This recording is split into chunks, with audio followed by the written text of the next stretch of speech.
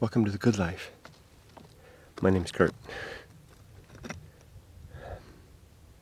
I'm in a precarious perch up here on this rocky outcropping in the furthest point I've ever been in the desert. It's disconcerting to be this far out. The sun is heating up. It shouldn't get above 80, but still, something to be worried about. It's easy for the worries to flood in a place like this. You don't worry about mainly the responsibility that I have in life and the others who count on me, namely my wife and my daughter, and the need to take care of myself. Heaven forbid something happened to me. They'd be all right, but it'd be a rough going while they got into a new situation. And heaven forbid I survived that something and needed someone to care for me. That wouldn't be good. So these thoughts, pushing out to the edge, kind of come creeping back at me. Being a responsible person, I'm glad for that responsibility. I'm glad that's really what gives life its meaning, is taking on some slice of responsibilities, some slices of responsibility, and caring for them. It's like a potted garden to nurture and care for and leave something blooming in our wake, rather than just tending to our own bloom. That's fine too, but how much better to help a few other blooms along. So I'm going to try to do my good life now. I will do it. I'll just, with that little preamble out of the way. And it's hard to move, although let me give it a try. I'm barefoot on these sharp, pointy rocks. Barefoot and vulnerable. I've raised my voice out here.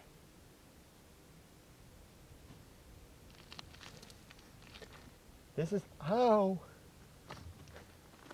is a place that I probably wouldn't want to usually raise my voice. Heaven forbid whatever is out here realizes I'm here. But I'm here. Echo.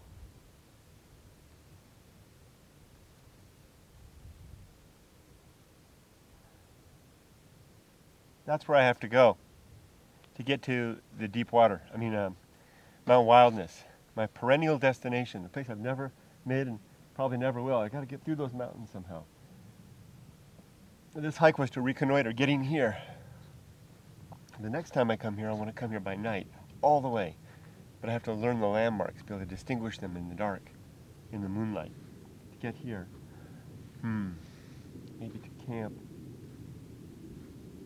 over there. Not so sure. But let's do this. The Good Life meditation for today. I think it's November 15th, 2019.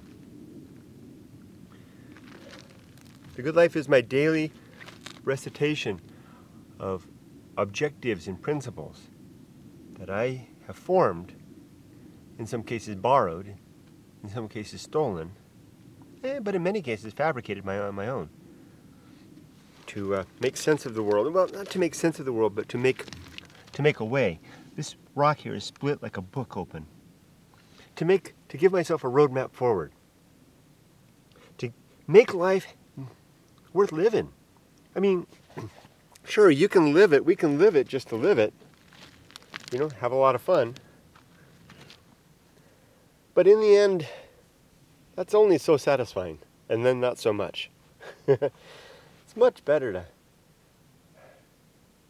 like I said before, to do something good in the time we're here. So here we go. The first objective is the objective to be always ready to die. To have all my affairs in order.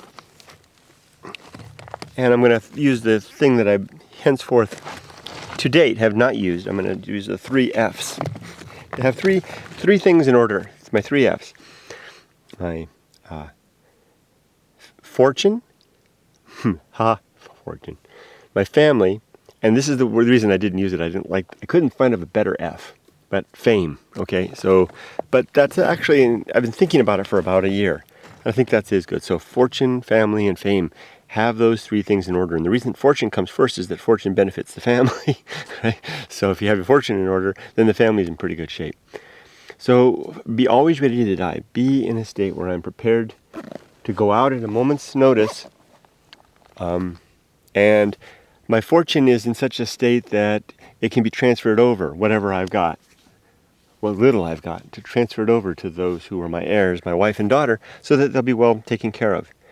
My family, insofar as my connections with them are good and settled. It's not settled as if leaving, but nothing or very little is left unsaid.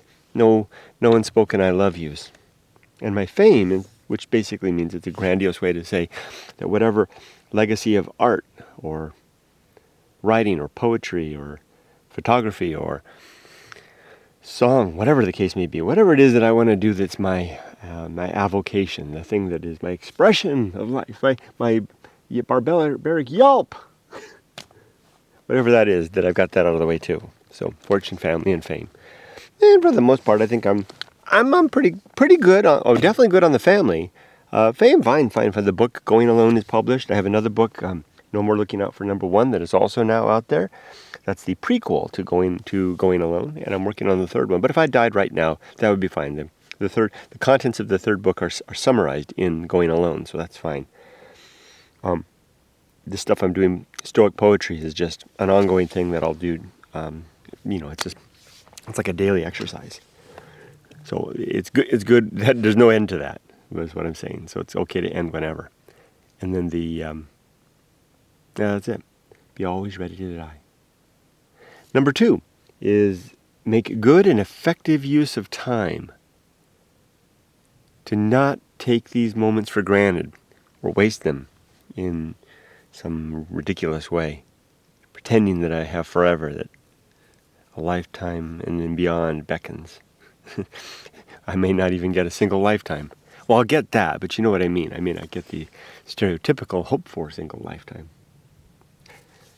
It's hot. I need some water.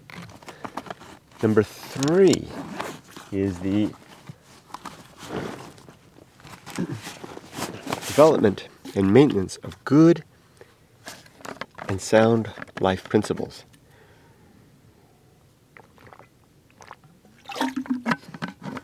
These are these things I'm talking about right now. That is the good life. These are my objectives and principles that I've developed. So that's the third one, is to develop, and then the key word there is maintain. That means I have to reflect on them. That's why every morning, as the sun comes up, on my way to work, I recite all of these things to myself, and I think about them. And I ask myself if it's a good use of time. Well, I ask myself if they're sound. That's what I'm asking myself. Because maybe I'll learn something more that will reveal that some of my objectives or principles are not sound. And if someone can show me that that's the case, then bless you. Thank you. I appreciate that. Number 4 is the cultivation of good emotional reactions, to react well to the circumstances of life, to be able to not fly off the handle or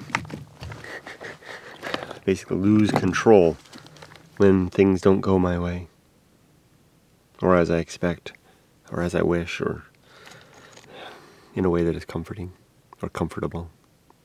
To react well. This is a Stoic virtue. To recognize what I really control is my emotional reactions to everything. And my reaction, in fact, to everything, to anything. Most things I can't control, or have very little. Next is the performance of good actions. To simply do good things throughout the day. You know what that means. Simple things, big things, small things, things of every size in between that make the world a better place. Next is the principle of purpose. I don't think the universe has any purpose. The objective of purpose. Wait, hold on. Am I getting my objectives and principles screwed up? Hold on. Number 1. Be always ready to die. Good and effective use of time. Develop the maintenance of good and sound life principles. Cultivation of good emotional reactions.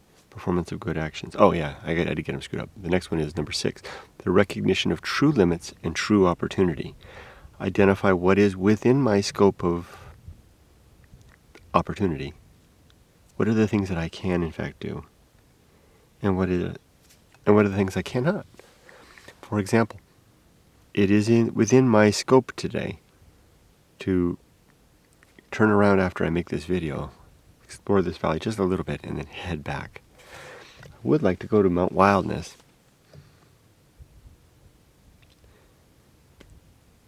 That's a little too risky.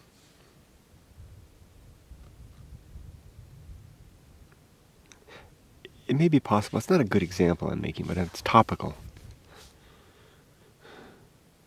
So I have to recognize true limits and true opportunity.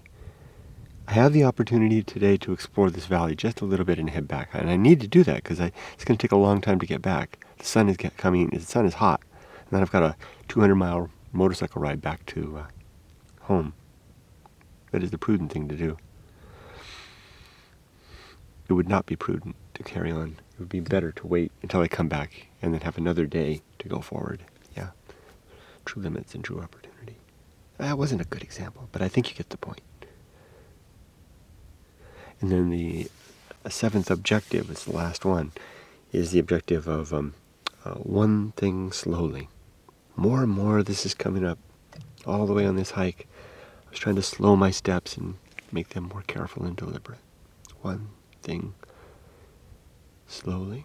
There's a lot of Buddhism wrapped up in that, I think. The measured breath, the mindfulness, things like that.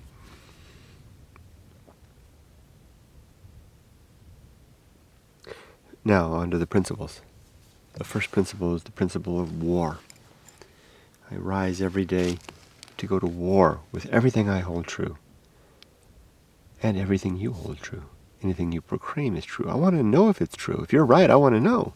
But I'm going to ask you to show me your work. Likewise, I want to see my own work and verify that it's actually true. So I do that. That's why I do my Bible study every day.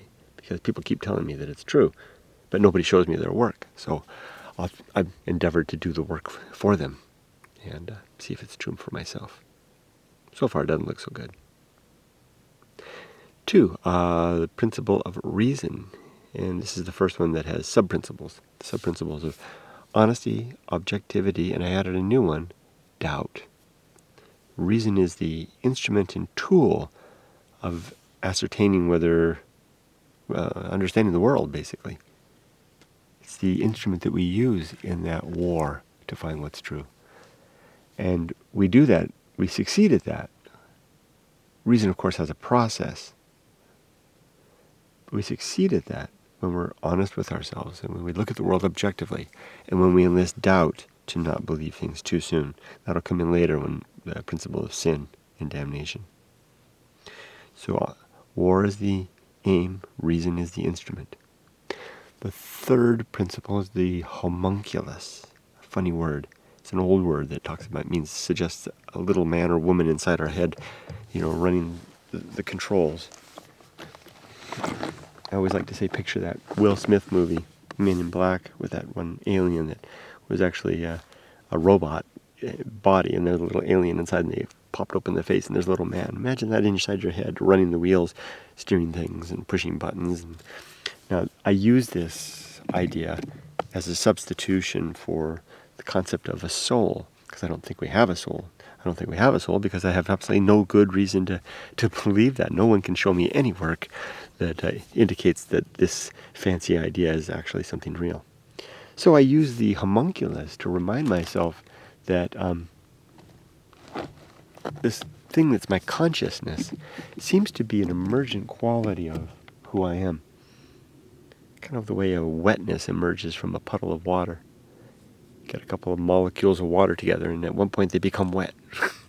Single molecule of water isn't wet. What is that quality of wetness? Likewise, consciousness. Get enough neurons together doing stuff, and eventually there's something called consciousness. I don't think we don't fully understand it, but I have no reason to think that there's anything supernatural about it, or that any part of that survives and carries on elsewhere. So I call it the homunculus. The interesting thing is that the homunculus, in my perspective, is sealed in the container of my brain, literally in my head. Can't get out. So when I die and this corpse begins to rot away, so too the homunculus suffocates and goes out like a light, gone for good. It's my way to remember that I'm here, but I'm not forever. Or at least there's no reason to think so. Next is, after the homunculus, is the home of good and evil.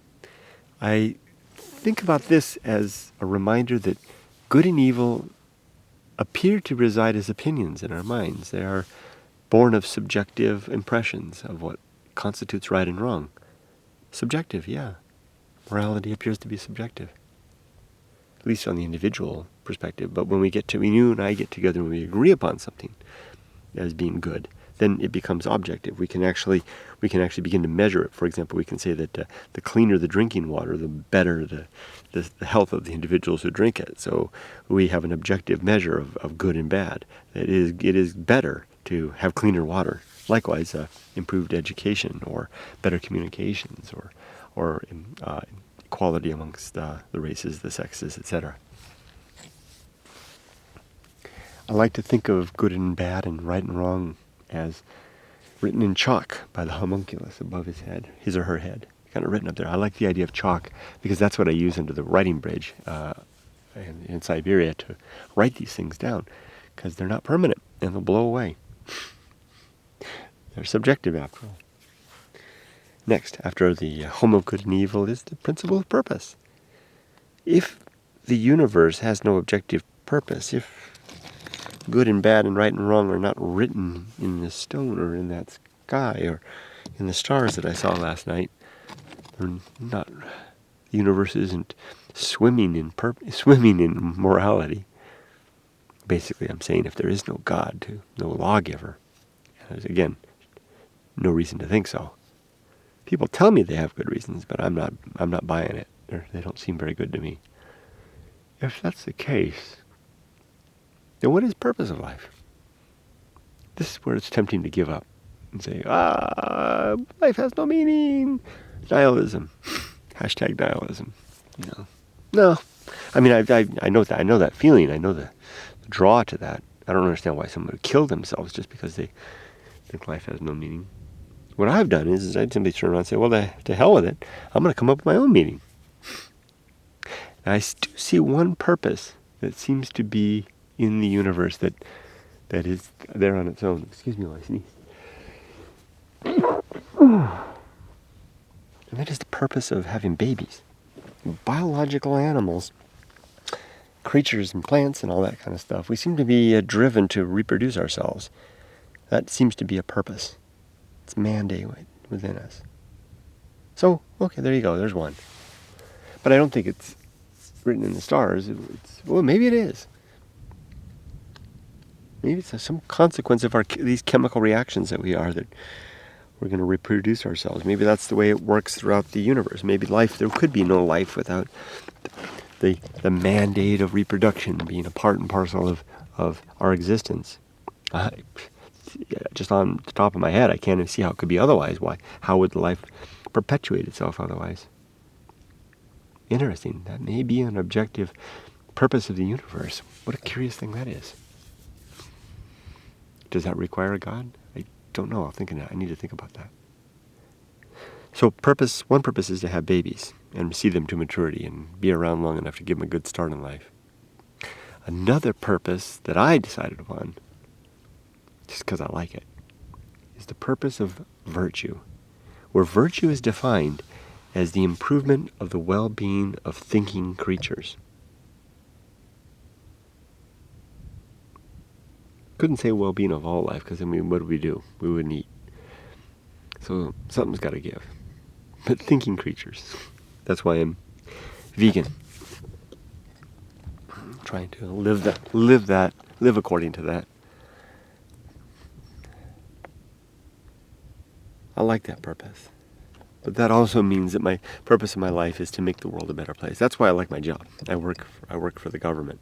And in particular, I work at a job where I literally help make the world a better place. I mean, in tangible, startling, ways, and it might be possible that I might be facing a job change soon, and I literally would not leave my job for simply a better salary, though that would be tempting because my job gives me that purpose. But the other job is another government job with a different city, and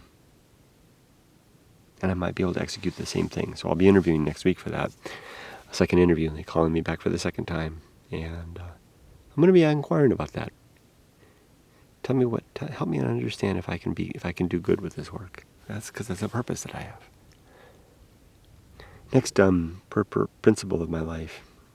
Principle is war. The principle of war is to wake each morning and go to war with everything. I'm going to get up and step around. Go to war. Ow! Preferably not barefoot. Well, all of this. Well, not all this. I got no issue with you. Ouch. He's really hurt. I got no issue with this. I do have an issue with what I think is true. Why do I feel like war? Am I doing myself over again? First principle. Oh yeah, I am. I already talked about this one. War and reason. Principle number 6 then is atomic principle. Oh yeah. That's why I said something in me was telling me to get up because this is where I always do something. There's no sand, but there's little grainy rocks. Oh, there's some sand. The atomic principle. Everything is bits and pieces, molecules, atoms. I mean, even the early Greeks knew that. The atomists. Everything's made of bits and pieces. So too you and me. We're just little bits and pieces. And very soon, this mortal coil will fail. And I will, one way or another, go back to being bits and pieces again. But just not, I'm already bits and pieces, but this constitution will fall apart and be a part of all that again. It's good to remember that. To borrow a cliche, nothing lasts forever. Atomic principle. Next is the principle of nature, not this nature. Everything has some nature. It's the nature of this rock to have a form and a constituent chemical composition and to be sedentary. It's not a motive item. And to sit here in the sun, slowly, being drawn to the earth by gravity, waiting for chemical weathering and to dissolve it away. So too you and I. We all have a particular nature. It's my nature, it's my nature in particular to come out to places like this every couple of weeks to do what I'm doing here and now. What's your nature? Next, and this is a new principle. I don't think I've ever included this before. It's a new principle. The principle of, what is this? Spiderweb? It is. Principle of the pirate ride, matey. The pirate ride simply suggests that free will is an illusion. That we have no real say in what we're doing in our lives. Libertarian free will, the idea that, shall I have eggs or shall I have pancakes for breakfast? It's becoming increasingly suggestive to me that we're going to choose one or the other, and we would have chosen that in any circumstance. We would not have chosen the one we did not choose. That's because I'm increasingly convinced that we are what we are at this moment, making these decisions and these actions, and what we are made of, and all the things that have influenced us, are a series of a long chain of events that began with the start of the universe, leading to just this moment. And it's like a dominoes knocking another dominoes. And that's not a good way to do it because dominoes always fall the same way. It's like wind blowing a leaf off of a tree. The wind comes from this way, it blows it that way, and it goes off in a course of action that way. And if a wind comes the other way, it blows it that way. the leaf will be blown by the wind. That's a good way to say it. It looks like we have some choice. We're choosing. Our choice is part of the wind. Our choosing is part of the wind. Now, I can't prove this. I don't know how to prove this because we can't reverse the universe and watch someone make a choice again and see them make it the same choice over and over and over and over again. We can't do that. So this is where I actually chastise myself a little bit. Bad Kurt.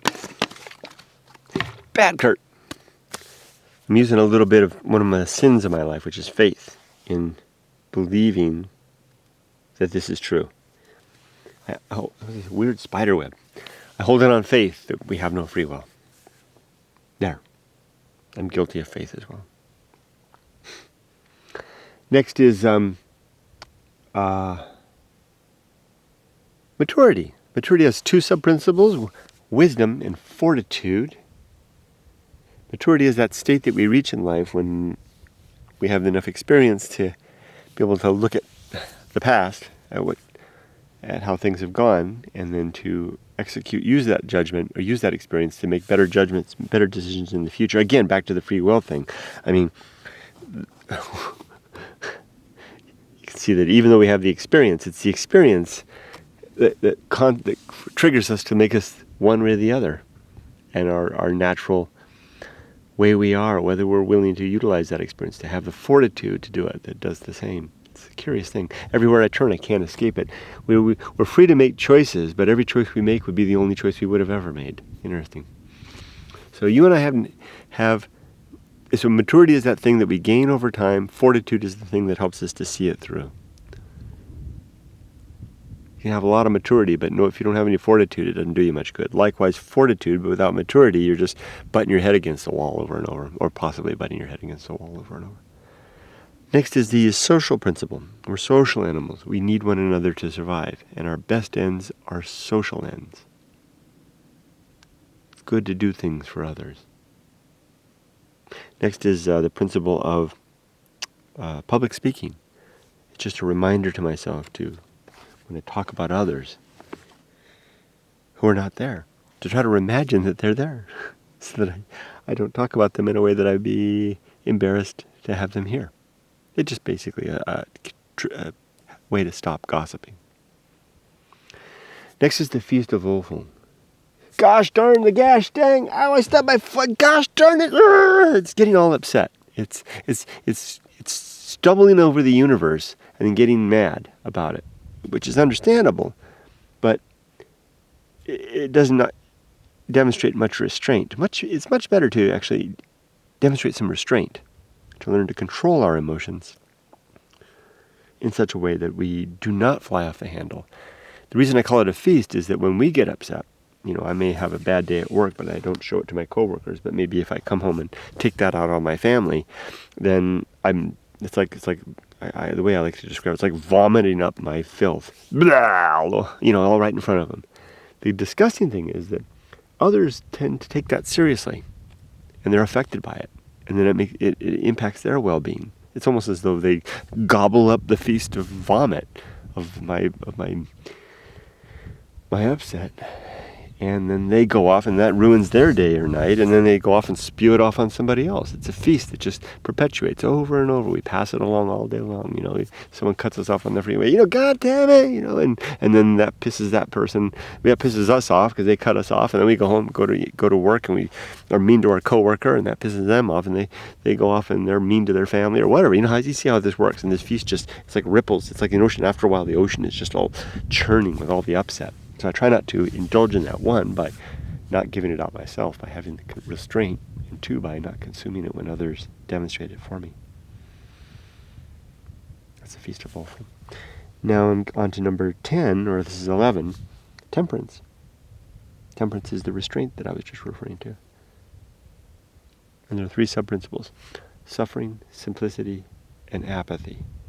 Temperance is good when we can drink less, eat less, don't overwork, don't play too much, don't oversleep, everything, nothing to excess. Simplicity is the key to that. Living a simple life is a temperate life. Suffering is also integral because sometimes we suffer when we deny ourselves what we want. And apathy is important because it helps to know the things that we can't control and to be apathetic towards them. Like, wow, like if I misjudge the day, I'm half a day hike from the motorcycle and it started to rise above 90 degrees or 100. I started to make my way back. I could start to get panicky and upset. That would be understandable. But I could also enlist apathy to realize this is beyond my control. I made a mistake. And instead of panicking, to come up with a suitable plan of action, either to find shade to hide in or to decide that I can make it and push through, or to push the button on the emergency beacon. Apathy. So I can keep my head in spite of the universe, in spite of the things that are outside of my control. I feel like I'm going to sneeze.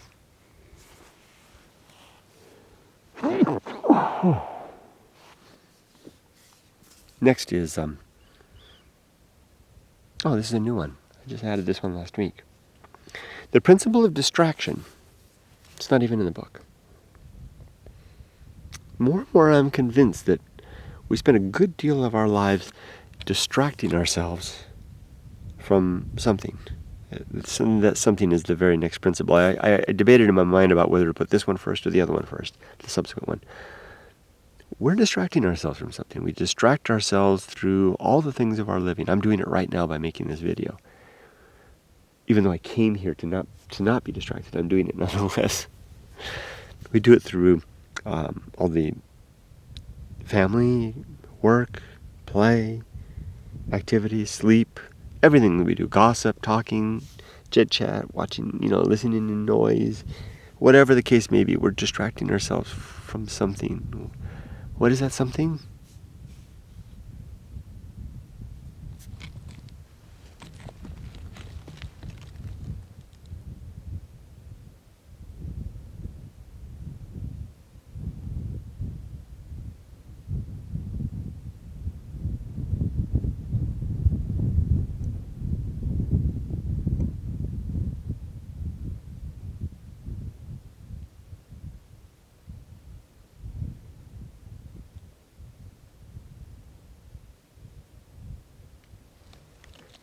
Better question is, what is that nothing? It's that. I don't know if it comes through the camera. I can barely sense it right now. I don't know, my indifference detector is not working so well today. Besides, there's an airplane up there flying through the sky that kind of screws it up. It's the nothing.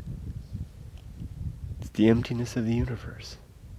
It's not that the universe is so much empty, but the indifference of the universe. It's the great indifference of nature that doesn't give a damn whether we live or die. Nature doesn't seem to care. I really think there is no God, and therefore no one looking after us, no one watching for us, no one creating us or guiding us. It's all just us. We're here for explicable, not inexplicable, but for explicable so far reasons. We don't fully understand it, but we're getting closer. And there's no God in the picture. So, what's all this stuff back there? It's the indifference of the universe that doesn't give a damn. It's the non-caring. That's what we're distracting ourselves from. Because that's what's waiting for us after life. That's what we were a part of before we were here. Remember the nothing before you were alive? Yeah, neither do I. That's what we're going to be again forever after we're dead. That's a long time. Blah blah blah. I don't want to hear about it. Okay, let's watch some TV. Let's go to work. Let's get it. Go to school. Let's gossip. Let's go play pool. Let's have a drink. Woohoo! Go Rams! All this stuff, so I don't have to see all that. But that's why I come here. It's coming out to places like this that revealed that to me, and now it's hard for me not to see it. Although today I'm not seeing it.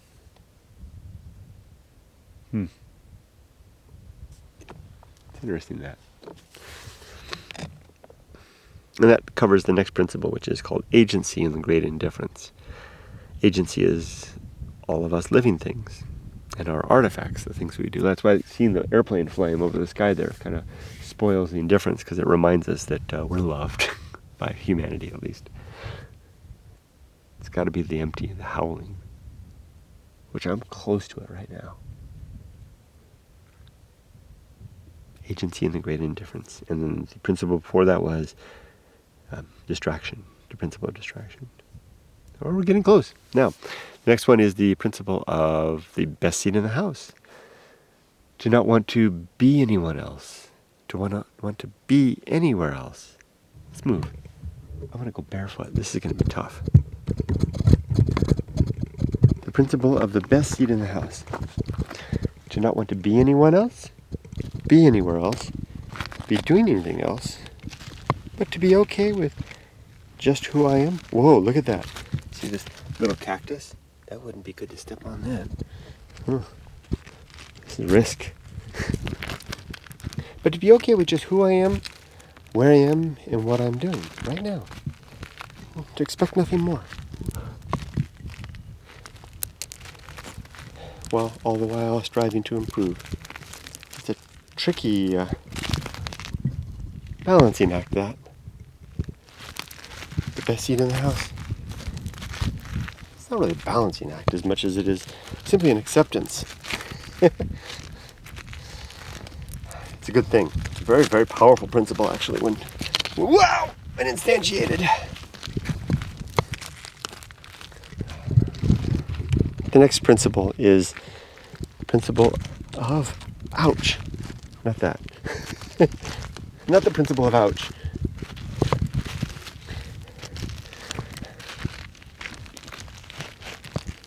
The principle of the path of wildness, which is the very first principle I ever came up with. I came up with this in Japan so many years back.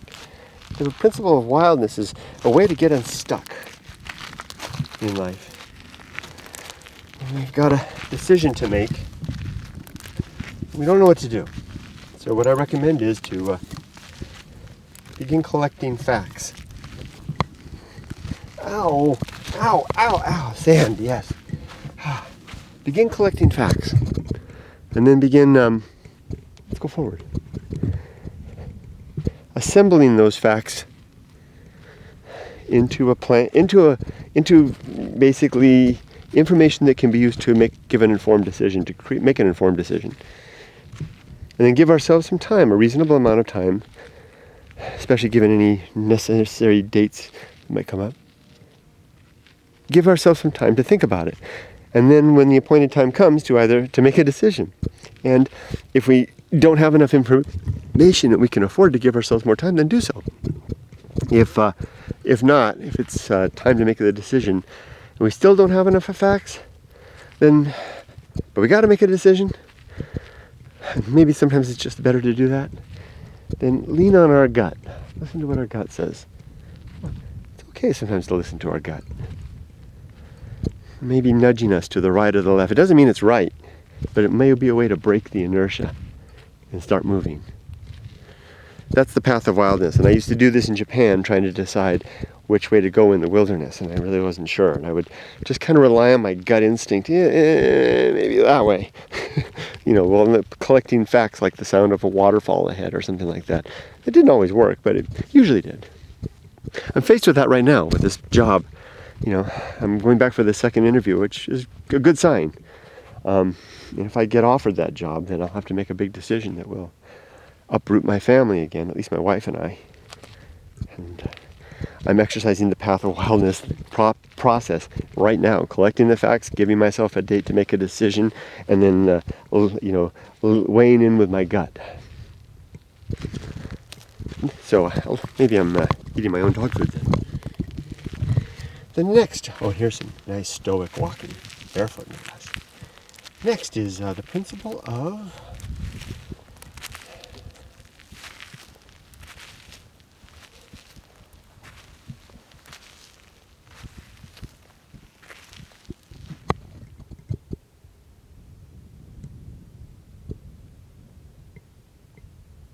the risk of avoiding risk.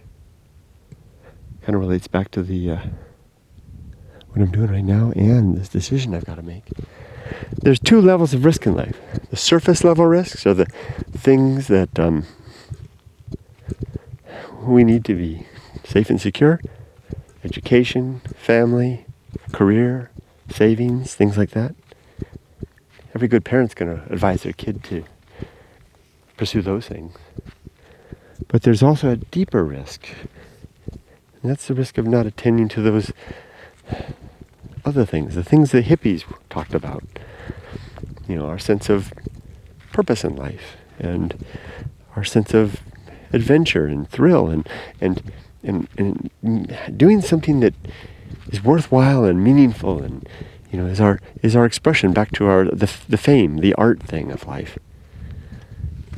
Snake track maybe? So all I'm saying is that attending to the surface level risks of education and career and partnership and family, someone to spend your life with and family and all that, security, watch out we don't attend to those deeper level things. That's exactly what I'm attending to right now when I come out and do this. This is the deeper level risk that I know that if I don't do this, I'm desperately going to regret it. And I don't regret it. This is how the wind has been blowing this stick back and forth. That's the risk of avoiding rest. The next is, and I'm again closing in on the end. The next is, I've walked quite a ways. The next is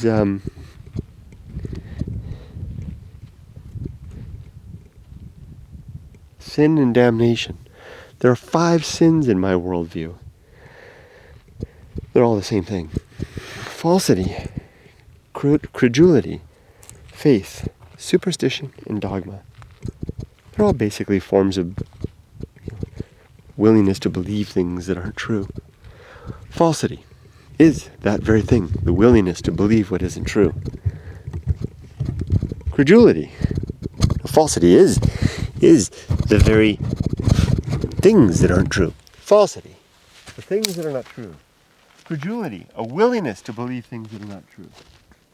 Faith, the calling of such activity, virtue. What nonsense. Faith, evidence of things unseen. Things unseen are things unseen. It's simply imposing willful thinking upon emptiness. And the funny thing is that we call that a virtue.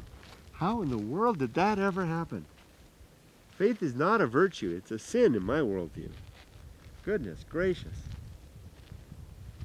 Superstition.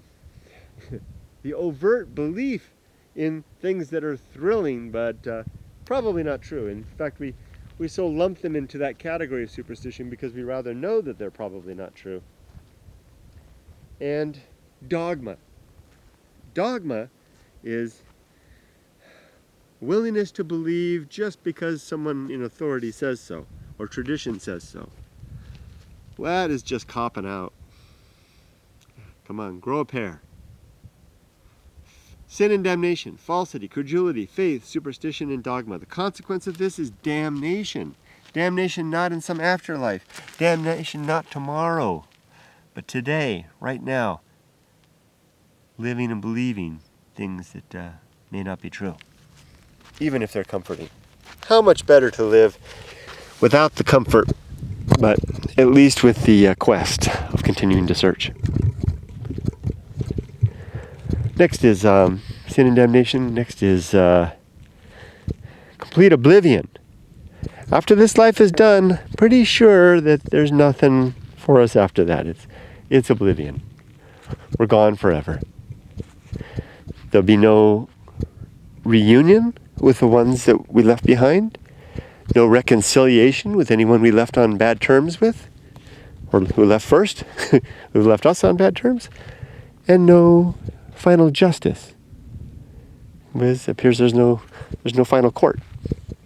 So seek after the reunion here. Try to reconcile with those we're on bad terms with now, and seek justice through the means that we have available to us in the here and now. Next, almost done, the Great Life Adventure. Great Life Adventure is one or more, or maybe lots, of things that make you go, wow. Things that make life beautiful and special. Beyond. There's a rock cairn up there, by gosh, on top of that thing.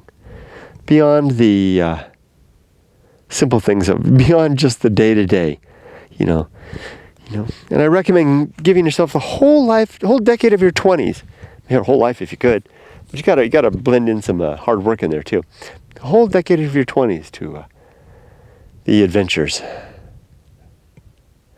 Go to school, go live abroad, fall in love, experiment, try some different things out, try to make a business, whatever the case may be, and then come back in your 30s, at the start of your 30s, bleeding, broke, with a grinning ear to ear, suntan, just, full of stories. And then there's plenty of time to begin settling down. You'll be 5 or maybe even 10 years behind your peers who went out and started their safe and sane earlier. But trust me, there'll be some great value in that, even if you never catch up, even if you have to work another 5 years longer than them. I have a feeling you'll also be one of those most interesting people at the cocktail party for the rest of your life. Do it just for the sake of not being dull. That is a rock cairn up there. Next is, season of philosophy. It's the time of life to record what we've learned along the way, especially by virtue of our great life adventure, or ventures. And then sharing that. That's what I do with my writing. That's what I do with these videos. This is my season of philosophy. And the season doesn't have to come late. Started earlier. As soon as the words or the images or whatever it is that is your canvas, your vehicle for your muse, as soon as it starts to speak, get it out there, because you'll never get those words again. If you don't speak your words in your 20s, you'll have different words in your 30s. The words in the 30s may be better, but they won't be anything like they were in the 20s. This 20 stuff is worthwhile.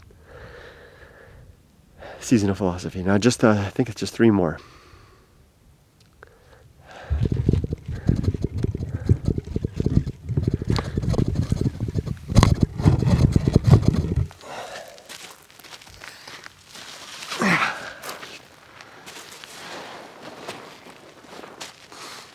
I remember doing this with a video in Japan. That one long video where I swam across the river at the end and put the camera down on the sand like this and sat here and talked to you. I don't remember what that video was. Remember the place. 3 more. Next is the bullseye aim. The bullseye aim.